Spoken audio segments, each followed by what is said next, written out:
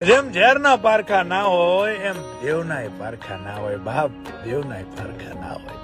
આજે વાત કરવી છે માં ડાલડીની સિકોતરની, માં રસુ ગોકરની લાજ રાખનાર જગદંબાની, કે જેને એક બે વાર નહીં પણ સમયે સમયે પરચા પૂરીને જગતને જાણ કરી કે આ દુનિયામાં દેવ હજુ જીવે છે બાપ, હજુ જીવે છે.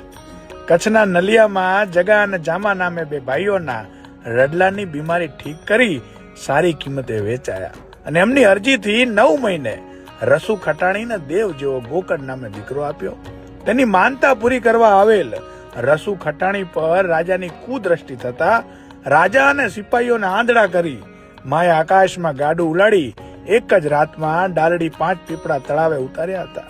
માકા તથા આજુબાજુના 4 ગામોના સીમાડે આવેલ તળાવની પાળે પથ્થર હાંધીને માતાજીએ ગોકર્ણ રસુનું અમર નામ રાખ્યું હતું.